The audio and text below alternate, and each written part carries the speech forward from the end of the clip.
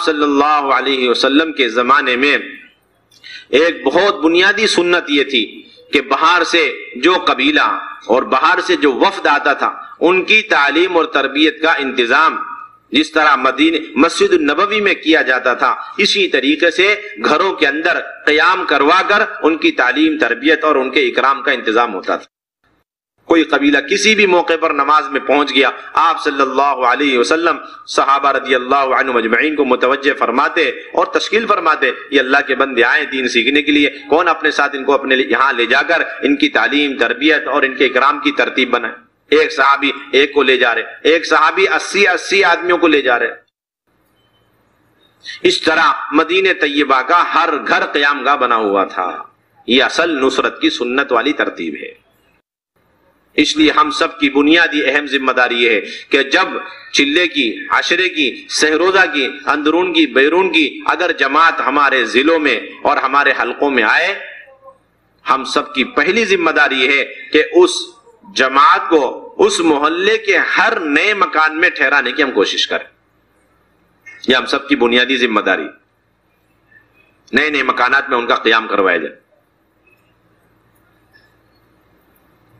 اس لیے کہ خواتین کا اللہ کے راستے میں نکلنا یہ تو وقتی اور عارضی علاج ہے، اور مستورات کی جماعتوں کو گھروں میں ٹھہرانا یہ خواتین کی اصلی علاج ہے۔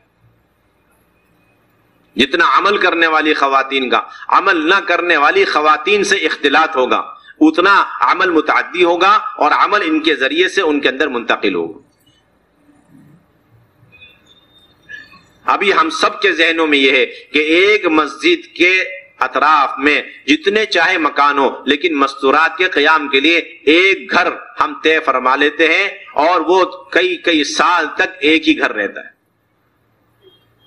جب بھی کوئی جماعت آئے گی اسی گھر میں ہم ٹھہرانے کی فکر کرتے، نئے مکان کی طرف ہماری توجہ نہیں ہوتی۔ ہمیں مستورات کے قیام کے سینٹر نہیں بنانے، مخصوص سینٹر، جب بھی جماعت آئے گی وہیں پر قیام کرے گی، اس کے علاوہ دوسرے مکان میں نہیں، تیسرے مکان میں نہیں۔ ایک مکان کے اندر جماعت کو اتارنا، ایک مکان کے اندر جماعت کو ٹھہرانا، یہ ہماری بنیادی ذمہ داری ہے۔ اس کی آسان شکل یہ ہے کہ جس طرح ہجرت کی تشکیل اللہ کے راستے میں نکلنے کی ہم تشکیل کرتے ہیں اور ہر حال میں تشکیل کرتے ہیں، صحت میں، بیماری میں اور فراغت میں، مشغولی میں، فقر و فاقے کے ساتھ ہر حال میں ان کی تشکیل ہے، اسی طریقے سے نصرت کی بھی ہمیں تشکیل کرنی اور ہر ایک کی تشکیل کرنی۔ گھر کے جو بھی حالات ہوں ہر حال میں ایک ایک ایمان والا اپنے گھر میں جماعت کی نصرت کے لیے تیار ہو جائے۔ اتنے فائدے سمجھانا، جماعتوں کے گھر میں ٹھہرانے کے اتنے فائدے ہمیں سمجھانے ہیں کہ معمولی ایمان والا بھی مستورات کی جماعت کو اپنے گھر میں ٹھہرانے کے لیے تیار ہو جائے۔ اصل بات یہ ہے کہ ہمارے یہاں سے نصرت کی تشکیل مکمل ختم ہو چکی ہے۔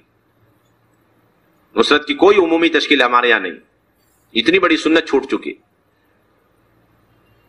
اور طریقہ یہ ہوتا ہے کہ جب کوئی مستورات کی جماعت آنے والی ہوتی ہے تو وہ جو مستورات کے کچھ مخصوص احباب ہوتے ہیں، مستورات کے اسپیشلسٹ ہوتے ہیں، وہ جماعت ان کے حوالے کر دی جاتی ہے اور وہ حضرات بیٹھ کر کے آپس میں رخ بناتے ہیں، دیکھتے ہیں کہ ہمارے یہاں کون کون سے مکان میں جماعت ٹھہر چکی۔ یہ 20-50 مکانات ہیں جہاں جماعت ٹھہر چکی ہے، انہی حضرات سے رابطہ قائم کرنے تک معاملہ محدود رکھتے ہیں، بس انہی سے رابطہ قائم کرتے ہیں اور ان سے پوچھتے ہیں بھائی جماعت داری آپ تیار ہیں لینے کے لیے؟